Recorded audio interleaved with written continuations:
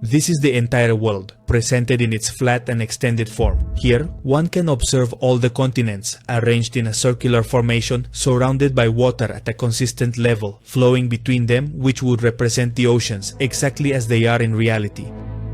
This type of projection is still widely used in air navigation, particularly for the planning of long-distance routes. In fact, many aviation maps, both old and modern, position the North Pole at their center, and it's the very same one that many today recognize as the flat Earth map, or its true form. We can observe that in the northern or central part of the world, there stands an obelisk, and on its summit, it features a small sphere which might symbolize the North Star, also known as Polaris, a celestial body that remains stationary throughout the entire year at this specific location. Furthermore, it would also serve as the world's axis, given that all celestial bodies appear to revolve around this particular star. And, resting in perfect balance on this sphere, we find an Australian brolga, a bird that can symbolize balance and connection between Earth and sky. Again, it reinforces the mystery of what's hidden in that region of the world. And where is this map located? It's in Darling Park, in the financial heart of Sydney. It's a corporate complex, with work areas and cafeterias. Upon entering the premises from the main building's entrance, we can clearly see, at the far end of the spacious lobby, a world map that shares the very same distinctive shape. This brightly illuminated map is prominently displayed upon a wall, featuring intricate lines, various time zones, and the entire Earth itself ingeniously converted into a functional clock. This is no ordinary decorative piece, it is a masterful blend of detailed cartography, the essence of time, and crucial orientation, all seamlessly interwoven.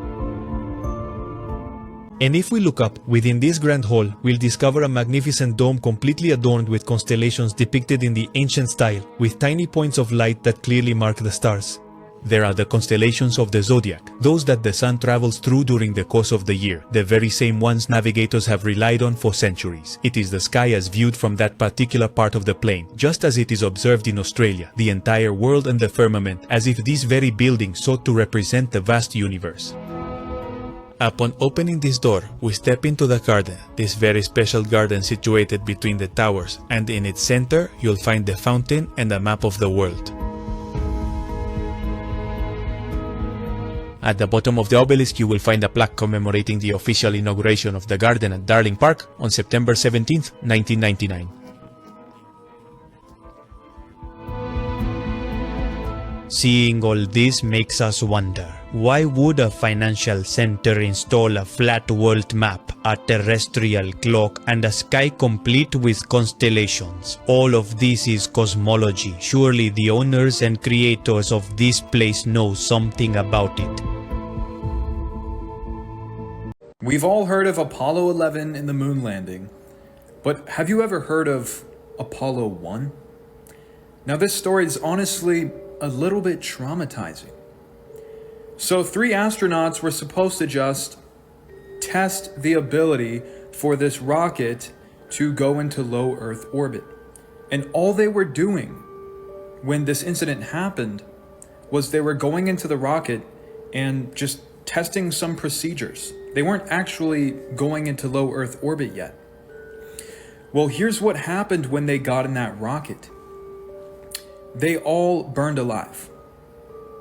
The rocket exploded and everyone in it died.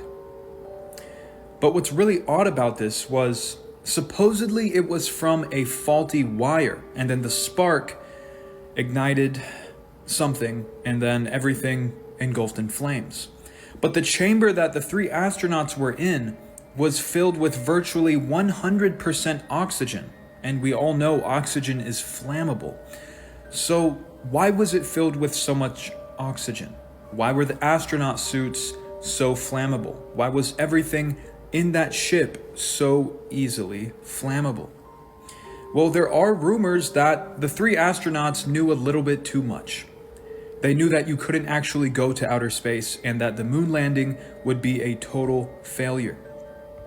So of course, because of these astronauts expressing these opinions, the good old United States government had to take care of them accordingly. Well, there you go, folks. The circular flat Earth, still and unmoving, perfectly level.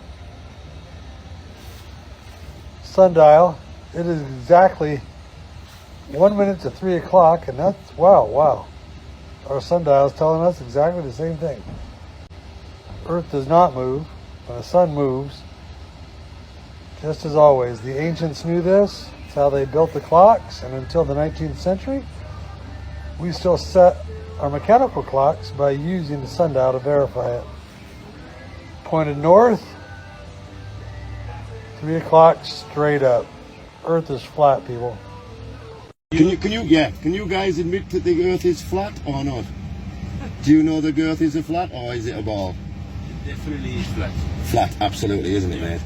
We like about everything, aren't we? Thank you very much. Yeah, you can see. Thank you very much. Cheers, thank you. The moon landing is fake and I can prove it. First piece of evidence speaks for itself. I'm not even going to comment on it. This is Apollo 11 taking off of the moon. On ignition. Right away, Houston. Vector good. Next up, we have NASA admitting that they lost the original footage to the moon landing, so there's no way to see it if it's real or not. The most important recording in all of history got lost. And there's the argument, why have we not been back to the moon? To that, all the naysayers say, oh, well, it just costs so much money and we just have different political focuses now. No. NASA themselves have admitted that they cannot get back to the moon. Look it up. Well, why can't they get back to the moon? Oh, because guess what? They didn't just lose the original footage of the moon. They also lost all the information about how they got to the moon. I quote verbatim, we no longer have the technology. End quote. And if you have even 2 brain cells, no matter how teeny tiny, I think that you can piece together it makes no sense that technology has gone forward and that's the only thing that's gone backwards. You were lucky if you could make a phone call to a neighboring state. If you use a 3rd brain cell, you can even see how wild it is that they called from the moon with no static and no delay. This is just the tip of the iceberg and I'm so passionate about this. So you guys understand what the problem is with this picture on the moon, right? You get it, right? That what we're looking at right now just wouldn't even be possible. With only one light source, the sun, your shadows cannot go in different directions. One shadow is clearly pointing this way, and the other shadow is clearly pointing that way. Now, minus all of the other more than sufficient evidence that's been put out proving that we didn't go to the moon, this is really all the proof that you would ever need. And this is just one of the many things that they got completely wrong when attempting to lie to us all about this. Now, look at this one. You see how the flag's shadow is pointing this way, and his shadow is pointing in the opposite direction? And we don't even have to talk about the waving flag. And the main reason why you still choose to believe that we went to the moon is because the lie has been going on for so long that it's too hard for you to accept the fact that you've been fooled. And any question that you could still possibly have has been answered at this point. How did they get the Russians and the Chinese to go along with our lie? Because they all work together to keep the truth hidden. They're all in on the same lie. That's why the Russians never called us out on it. And oh, how could they get thousands of people to all keep the secret and never spill the truth? It's called compartmentalization. You think the top-ranking generals are giving information about what the next move is to the foot soldiers? No, the foot soldiers who are at the bottom have no idea what's going on at the top. They don't ask questions and they just go about their one simple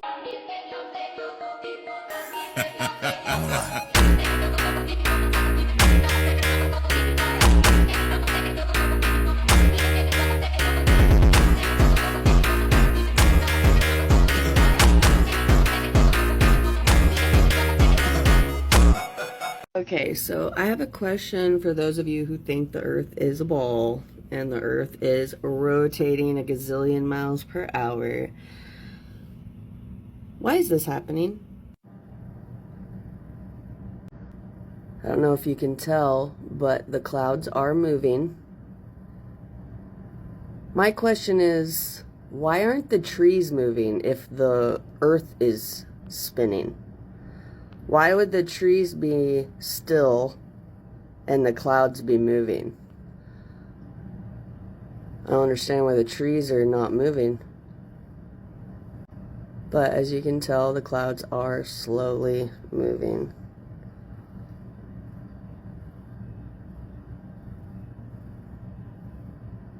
Here's some weird guys like on an island. They look like they're giants. Here's the North Pole, and it doesn't seem to be very populated. I can't tell. But that is due north. And here's a bunch of ships that look like Viking ships. They have the red crosses and the stripes, and they're all in a row. Not sure why. And this is Antarctica.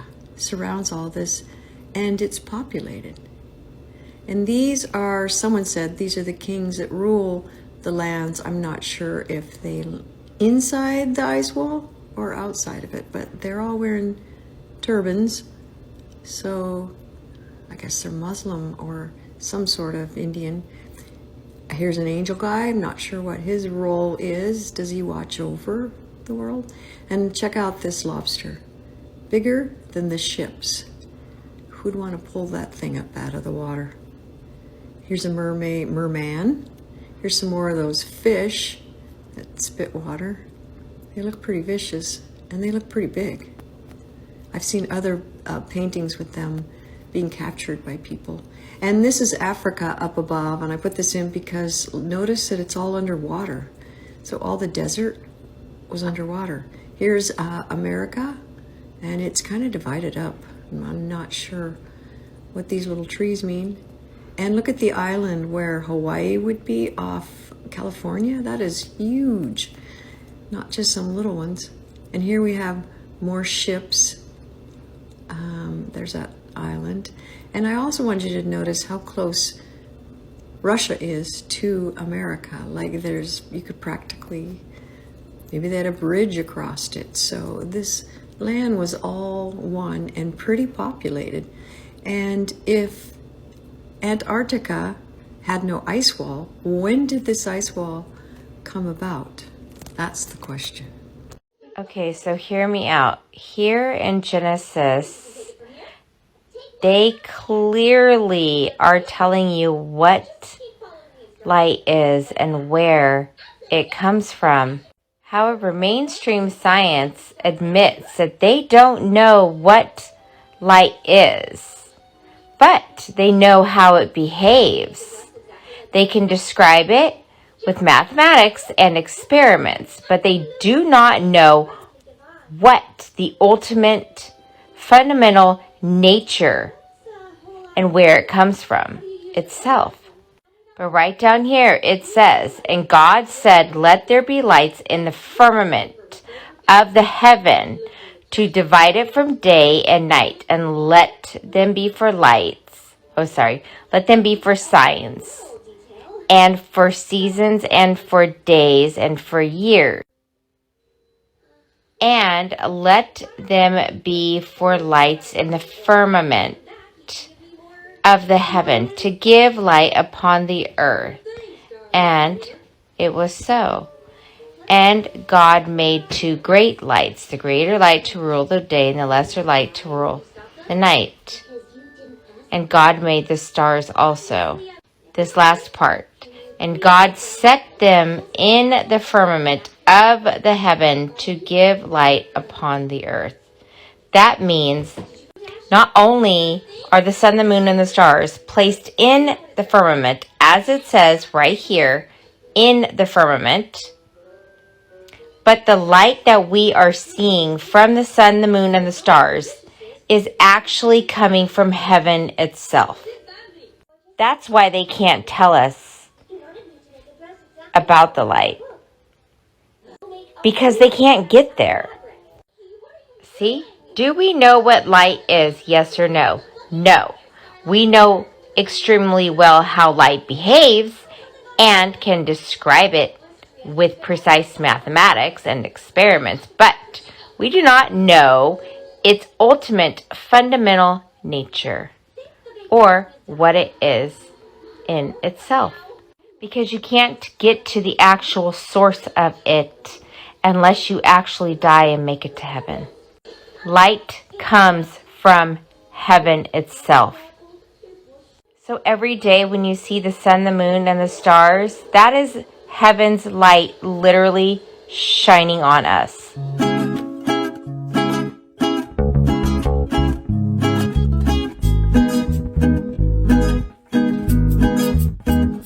Flat horizon everywhere.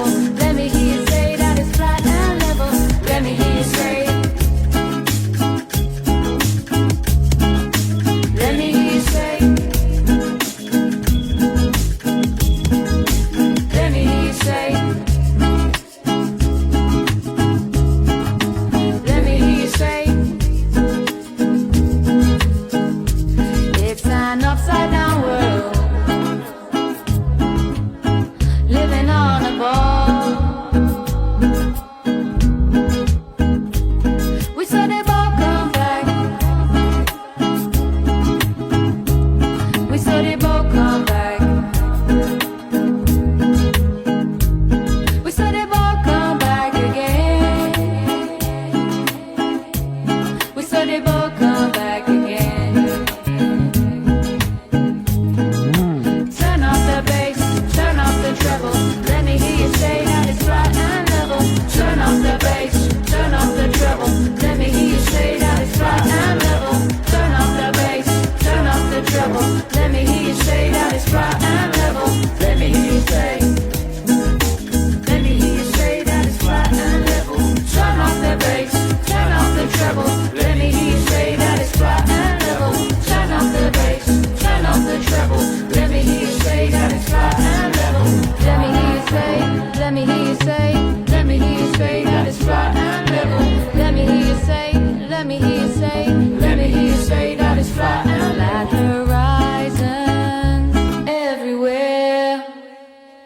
The flat Earth map dates back over 1,000 years. This map is credited to being created by a Persian astronomer. His name was Al-Biruni and he lived between 973 AD to 1048 AD. It's the official map of the United Nations and also the United States Geological Survey. It used to be present in many places before the creation of NASA and the Antarctic Treaty in 1959. Here you see it with Admiral Byrd. This map has been restored by Dmitry from Russia with suggestions of mine, Eddie Alenkar. Known by my YouTube channel Flat Earth Banjo, I asked Dmitry to include the Bermuda Triangle and Point Nemo, a place deep in the Pacific where NASA buries rockets. Then Robert Tozzi, a professional mapmaker, came along and enhanced the map even more. There are many people now selling this map online, but if you could order it from my online store, I would greatly appreciate it. Visit my online store now and order one of the items. I humbly thank you.